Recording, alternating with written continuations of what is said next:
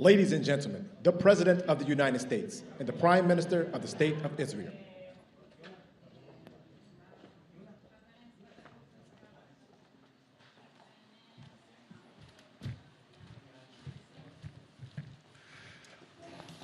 Thank you very much.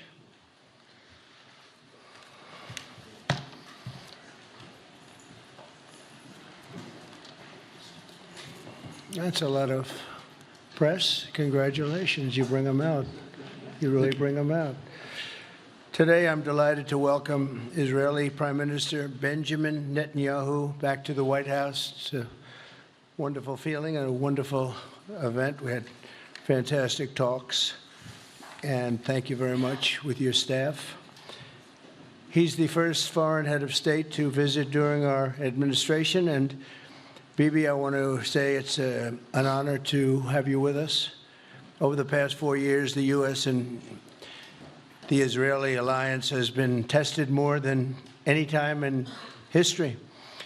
But the bonds of friendship and affection between the American and Israeli people have endured for generations, and they are absolutely unbreakable. They are unbreakable.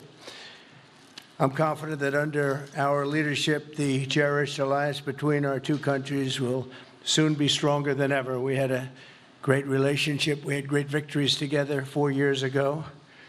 Not so many victories over the past 4 years, however. In my first term, Prime Minister and I forged a tremendously successful partnership that brought peace and stability to the Middle East like it hadn't seen in decades. Together, we defeated ISIS. We ended the disastrous Iran nuclear deal, one of the worst deals ever made, by the way, and imposed the toughest ever sanctions on the Iranian regime. We starved Hamas and Iran's other terrorist proxies, and we starved them like they had never seen before. Resources and support disappeared for them. I recognized Israel's capital, opened the American embassy in Jerusalem, and got it built, by the way. Built it too, just not only designated it, but got it built at a price that nobody's seen for 40 years. We got it built, it's beautiful, all Jerusalem stone, right from nearby, and it's something that's very special.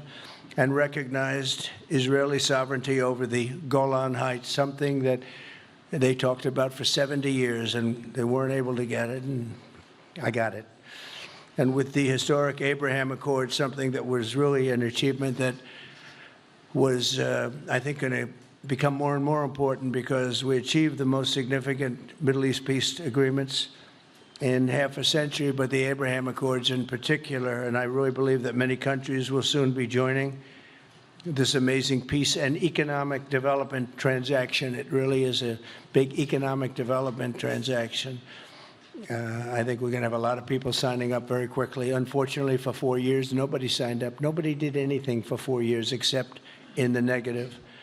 Unfortunately, the weakness and incompetence of those years, those past 4 years, the grave damage around the globe that was done, including in the Middle East, grave damage all over the globe. The horrors of October 7th would never have happened if I were president. The Ukraine and Russia disaster would never have happened if I were president. Over the past 16 months, Israel has endured a sustained, aggressive, and murderous assault on every front, but they fought back bravely. You see that, and you know that. What we have witnessed is an all-out attack on the very existence of a Jewish state in the Jewish homeland. The Israelis have stood strong and united in the face of an enemy that has kidnapped, tortured, raped, and slaughtered innocent men, women, children, and even little babies. I want to salute the Israeli people for meeting this trial with courage and determination and unflinching resolve. They have been strong. In our meetings today, the Prime Minister and I focused on the future, discussing how we can work together to ensure Hamas is eliminated and ultimately restore peace to a very troubled region. It's been troubled, but what's happened in the last 4 years has not been good. I want to thank Prime Minister Netanyahu for working closely with my transition team, the Special Envoy Steve Witkoff, who's here somewhere. Steve? Stand up, Steve, please. What a job you've done. What a good job you've done. Proud of you. Done a fantastic job. National Security Advisor Mike Waltz. Thank you, Mike, for working so well with us. Thank you. We have, in addition, Marco Rubio, who is on the phone right now, listening to every single word that we say, and he's going to be great. And Pete, congratulations. And Scott, congratulations. I see you're here. And Caroline's been doing a great job. She's really probably talked about more than anybody here. She's done a fantastic job, and thank you very much, Caroline. We're proud of you. But we'll only be satisfied when all of these problems are solved, and we have the team to solve them, and that's going to happen. And it's going to happen, I think, very quickly. I also strongly believe that the Gaza Strip, which has been a symbol of death and destruction for so many decades, and so bad for the people anywhere near it, and especially those who live there, and frankly, who's been really very unlucky. It's been very unlucky. It's been an unlucky place for a long time. Being in its presence just has not been good, and it should not go through a process of rebuilding and occupation by the same people that have really stood there and fought for it and lived there and died there and lived a miserable existence there. Instead, we should go to other countries of interest with humanitarian hearts, and there are many of them that want to do this, and build various domains that will ultimately be occupied by the 1.8 million Palestinians living in Gaza, ending the death and destruction and, frankly, bad luck. This can be paid for by neighboring countries of great wealth.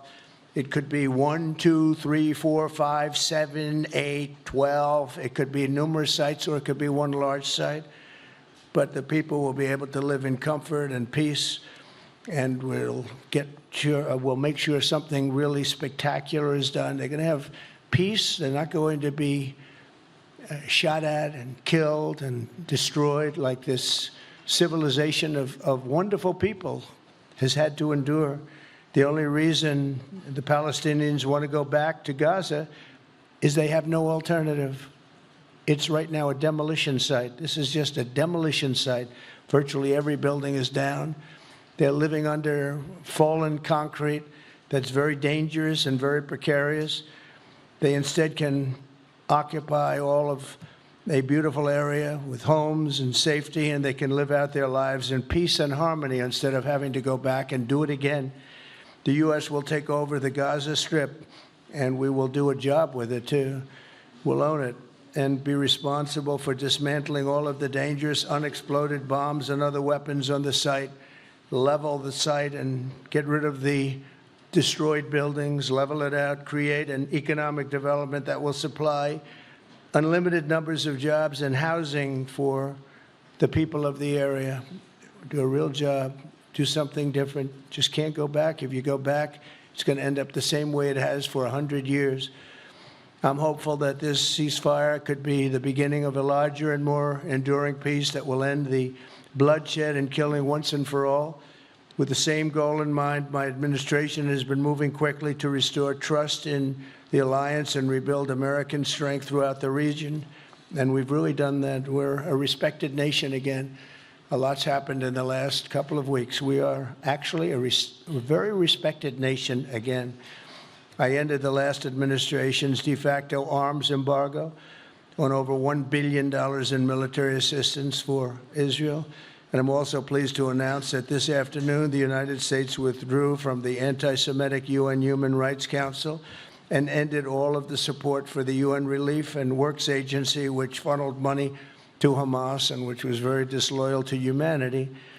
Today, I also took action to restore a maximum pressure policy on the Iranian regime, and we will once again enforce the most aggressive possible sanctions, drive Iranian oil exports to zero, and diminish the regime's capacity to fund terror throughout the region and throughout the world. We had no threat when I left office. Iran was not able to sell oil. Nobody was buying oil because I said, don't buy it. If you buy it, you're not doing any business with the United States. And Hamas was not being funded. Hezbollah was not being funded. Nobody was being funded. There would never have been an October 7th. 2 weeks ago, I once again designated the Houthis as a terrorist organization. They're trying to destroy world shipping lanes, and that's not going to happen. And over the weekend, I ordered airstrikes against senior ISIS leaders hiding in the caves of Somalia and took them out. Here in America, we've begun the process of deporting foreign terrorists, jihadists, and Hamas sympathizers from our soil, just as we have people that are extremely evil, and we're sending them out of our country. They came from jails. They came from mental institutions and insane asylums, and they were dumped into our country. They're gang members. We're getting them out at numbers that nobody can actually believe. And every single country is taking those people back. They said they would never take them back, and they're all taking them back, and they're taking them back very gladly.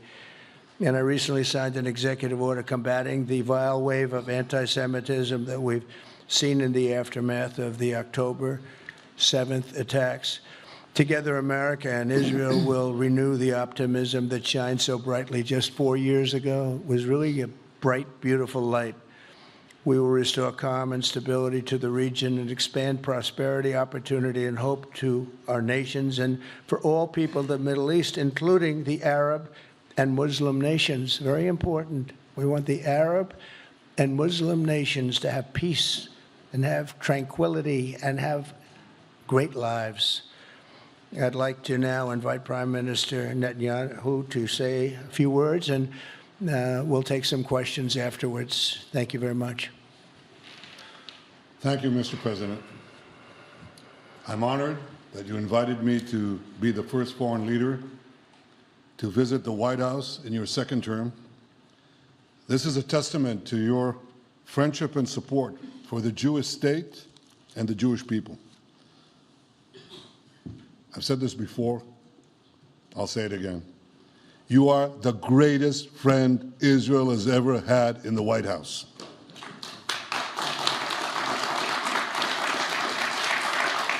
And that's why the people of Israel have such enormous respect for you. In your first term, you recognized Jerusalem as Israel's capital. You moved the American embassy there. You recognized Israel's sovereignty over the Golan Heights. You withdrew from the disastrous Iran nuclear deal. I remember we spoke about it. You said, this is the worst deal I've ever seen. I'm elected, I'm walking out of it. That's exactly what you did. And I think it speaks loudly for just common sense, just looking at things and seeing them as they are. And of course, you also brokered the groundbreaking Abraham Accords in which Israel made peace with 4 Arab states. We did this in 4 months. Nothing happened for a quarter of a century, but in 4 months, we were able, working together under your leadership, to have 4 historic peace accords. And now in the first days of your second term, you picked up right where you left off. Your leadership helped bring our hostages home, among them American citizens. You freed up munitions that have been withheld from Israel. They had been withheld from Israel in the midst of a 7-front war for our existence. And you just freed it. You ended unjust sanctions against law-abiding Israeli citizens. You boldly confronted the scourge of anti-Semitism. You stopped funding, as you just said, international organizations like UNRWA that support and fund terrorists. And today, you renewed the maximum pressure campaign against Iran. Ladies and gentlemen, all this in just 2 weeks. Can we imagine where we'll be in 4 years? I can. I know you can, Mr. President. For our part, we in Israel have been pretty busy too. Since the horrendous October 7th attack, we've been fighting our common enemies and changing the face of the Middle East. On that infamous day, Hamas monsters savagely murdered 1,200 innocent people, including more than 40 Americans. They beheaded men, they raped women, they burnt babies alive, and they took 251 people hostage to the dungeons of Gaza. And after this worst attack on Jews since the Holocaust, Iran and its henchmen in the Middle East were absolutely ecstatic. Haniyeh praised the massacre. Sinwar said that Israel was finished. Nasrallah boasted that Israel was, here's what he said, as feeble as a spider's web. Well, Mr. President, Haniyeh is gone. Sinwar is gone. Nasrallah is gone. We've devastated Hamas. We decimated Hezbollah. We destroyed Assad's remaining armaments. And we crippled Iran's air defenses. And in doing this, we've defeated some of America's worst enemies.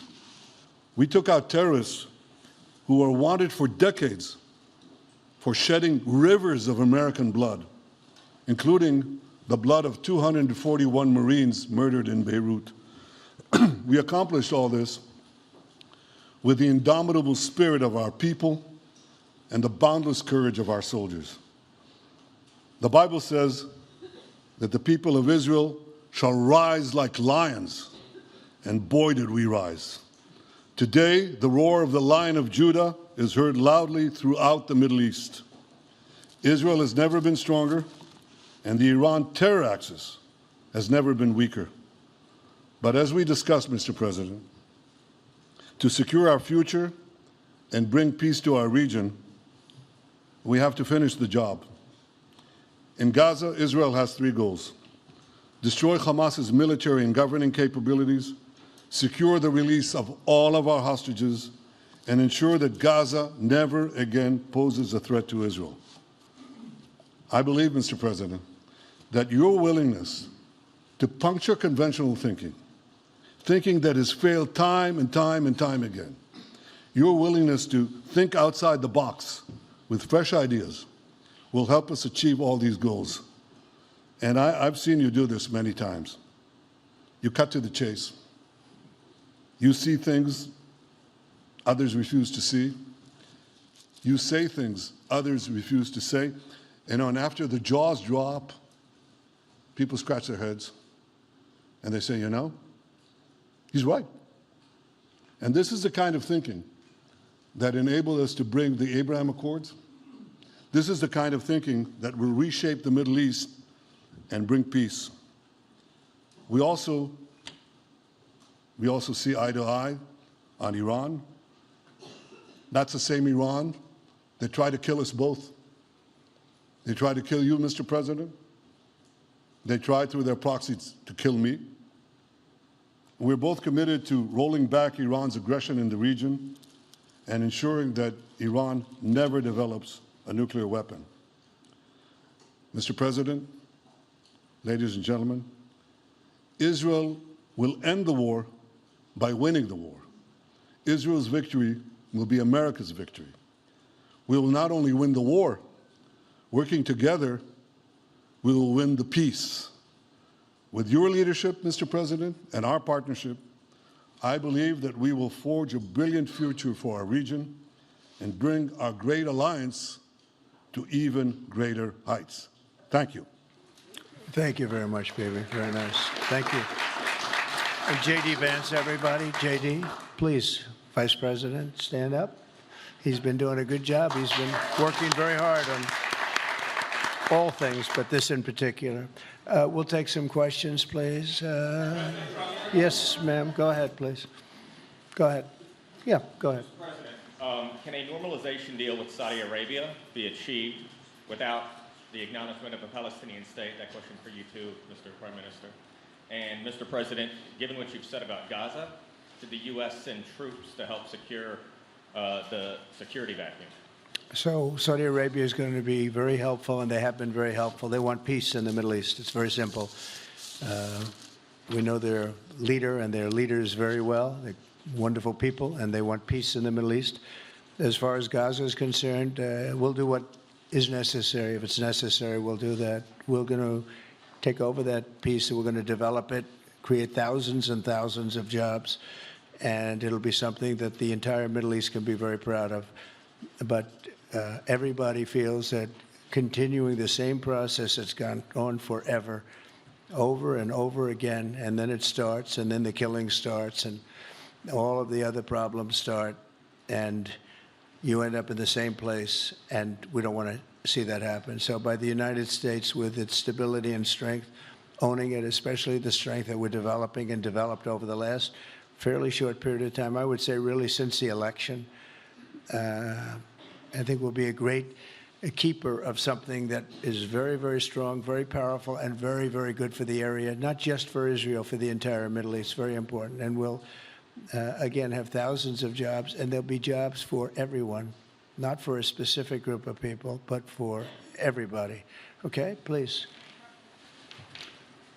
I think peace between Israel and Saudi Arabia is not only feasible, I think it's going to happen. I think if we had another half a year in your first term, it would have already happened. True. Many, many more, I agree, many more nations. I think you can't prejudge and pre-guess how we'll achieve it, but I'm committed to achieving it. I know the President is committed to achieving it, and I think the Saudi leadership is interested to achieve it. So we'll give it a good shot, and I think we'll succeed. Yeah, please, go ahead.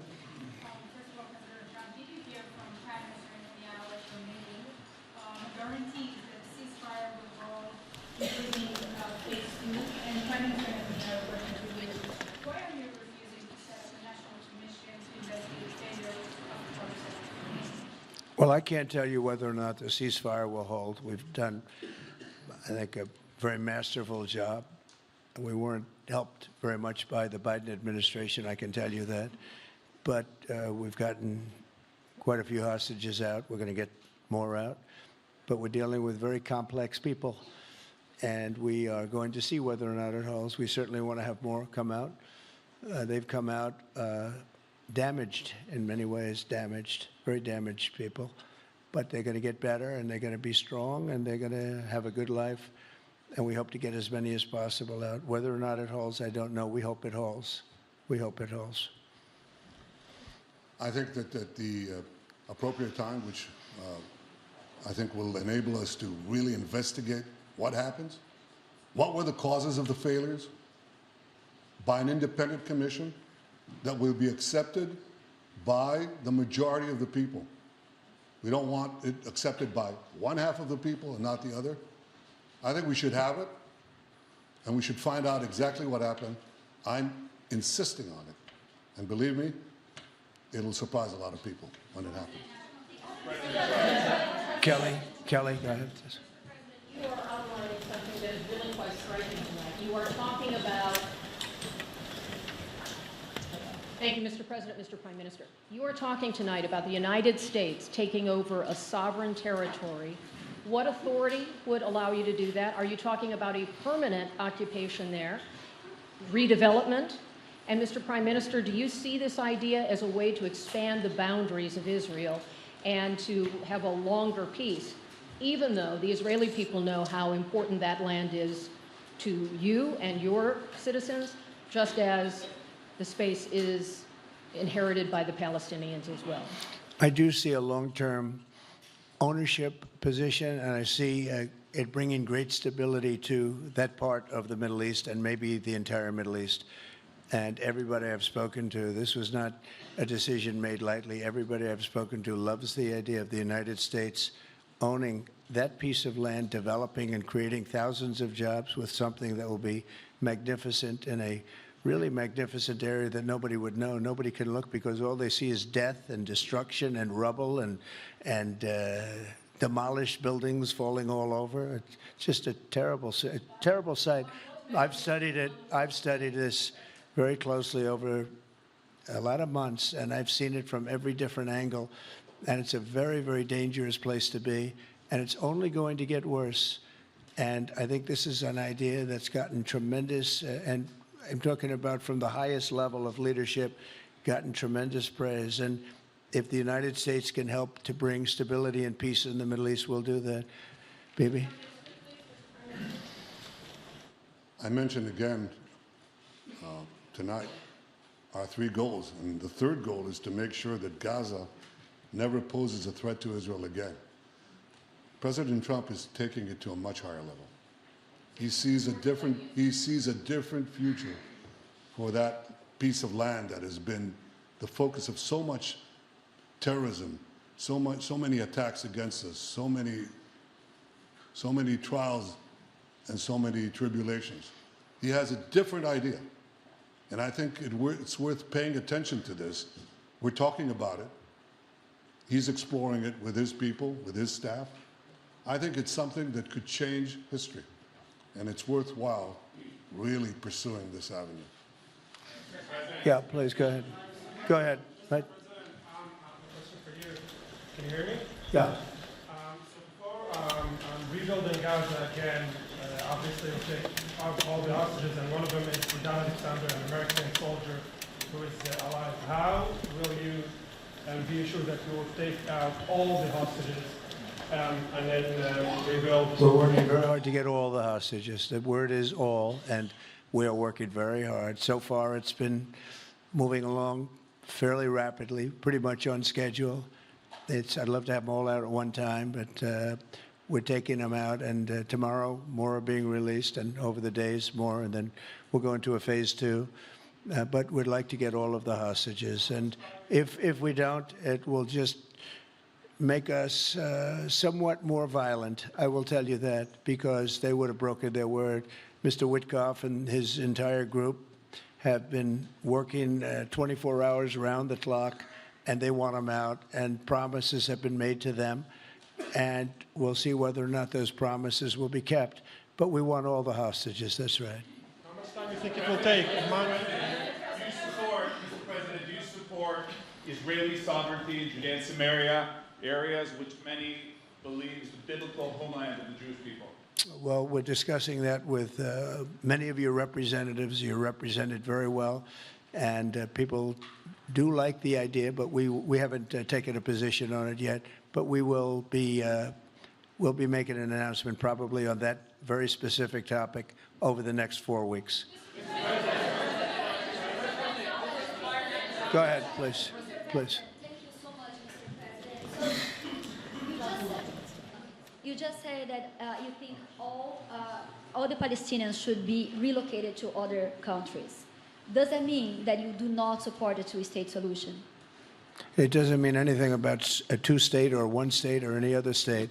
It means that we want to have, we want to give people a chance at life. They have never had a chance at life because the Gaza Strip has been a hellhole for people living there. It's been horrible. Hamas has made it so bad, so dangerous, so unfair to people. And by doing what I'm recommending that we do, it's a very strong recommendation, but it is a strong recommendation. By doing that, we think we're going to bring perhaps great peace to long beyond this area. And I have to stress, this is not for Israel. This is for everybody in the Middle East, Arabs, Muslims. This is for everybody. This would be where they can partake in terms of jobs and living and all of the other benefits. And I think it's very important. It just doesn't work the other way. You know, you can't keep trying. They just has been going along for so many decades, you can't even count. You just can't keep doing. You have to learn from history. You can't keep doing the same mistake over and over again. Gaza is a hellhole right now. It was before the bombing started, frankly. And we're going to give people a chance to live in a beautiful community that's safe and secure.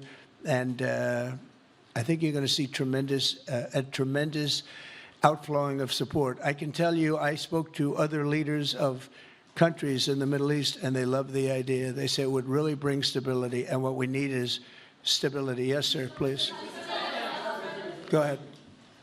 Thank you. Are you still committed to imposing sanctions on the ICC, despite the move being stalled in the Senate? And please, a question for the Prime Minister as well.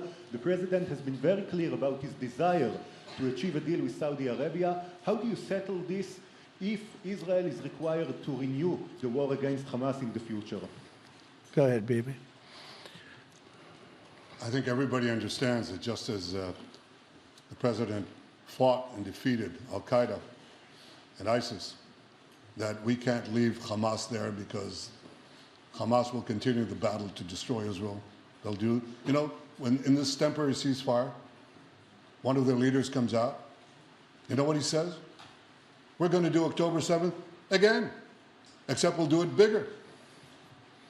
So obviously, you can't talk about peace neither with Hamas or in the Middle East if this, toxic, murderous organization is left standing. Any more than you could make peace in Europe after World War II if the Nazi regime was left standing and the Nazi army was left standing. You want a different future? You got to knock out the people who want to destroy you and destroy peace. That's what we're going to do. I think that will also usher in, actually, the peace with Saudi Arabia and with others. And I think there will be others, too. Yes, ma'am. Go ahead. As a high expectation from you. Do you have any plan to change Afghanistan situation? Are you able to recognize Taliban? Because I'm an Afghan journalist, Afghan suffered woman. Any comment about Afghanistan? What's your future plan for Afghan people, especially Afghanistan? I have a little hard time understanding you. Where are you from? Oh. Actually, it's a beautiful voice and a beautiful accent. The only problem is I can't understand a word you're saying. But I just say this, good luck, live in peace. Go ahead, please. That's okay, yeah, please. Prime Minister, you said earlier today that it was tough for you to implement these sanctions on Iran, but you did indicate that you were willing to negotiate with them. What would that look like, and are you in conversations with them? And the same for the Prime Minister, sir. I hated doing it. I want Iran to be peaceful and successful. I hated doing it. I did it once before, and we brought them down to a level where they were unable to give any money. They had to survive themselves, and they had no money. They were essentially broke, and they had no money for, as I said, Hezbollah. They had no money for Hamas. They had no money for any form of terror. The 28, if you call it, the 28 sites of terror, they had no money for any of it. They had to do their own and focus on their own well-being. And I hated to do it then, and I hate to do it just as much now. And I say this, and I say this to Iran, who's listening very intently. I would love to be able to make a great deal, a deal where you can get on with your lives and you'll do wonderfully. You'll do wonderfully. Incredible people, industrious, beautiful, just an unbelievable group of people in Iran. And I know them well, have many friends from Iran and many friends that are Americans from Iran, and they're very proud of Iran. But I hated to do it, just so you understand. And I hope we're going to be able to do something so that it doesn't end up in a very catastrophic situation. I don't want to see that happen. I really want to see peace, and I hope that we're able to do that. They cannot have a nuclear weapon. It's very simple. I'm not putting restrictions. They cannot have one thing. They cannot have a nuclear weapon. And if I think that they will have a nuclear weapon, despite what I just said, I think that's going to be very unfortunate for them. If, on the other hand, they can convince us that they won't, and I hope they can. It's very easy to do. It's actually very easy to do. I think they're going to have an unbelievable future. Yeah, please, sir, go ahead. You just laid out your plan for Gaza. Yes. Can you lay out your plan for Ukraine and also... For Ukraine? For Ukraine, yes. You consider yourself a strong leader. You blamed your predecessor for letting Russia to take over Ukraine. Will you demand from Putin to get out of Ukraine, from sovereign territory of Ukraine? So we're dealing right now on the subject. I don't want to spend a lot of time because we're here for another reason, but we are having very good talks, very constructive talks on Ukraine. And we are talking to the Russians. We're talking to the Ukrainian leadership. It would have never happened. That would have never happened. It should have never happened. I get reports every week, the number of soldiers, mostly soldiers now. The cities have been largely demolished. You talk about a very sad sight to see. We talk Gaza. Well, many of these cities look as bad as Gaza and worse, what's happened to them. And I want to see that end. And I want to see it end for one simple reason, the life of young people being absolutely obliterated on both sides. You probably have 700,000 Ukrainian soldiers dead, 800,000, maybe more Russian soldiers dead. It's very flat land, and the only thing that's going to stop a bullet is a human body, in this case, usually soldiers. And the numbers are staggering when you hear the real numbers in Ukraine, what the numbers are. And this doesn't include the cities that have been demolished and all of the people that were killed.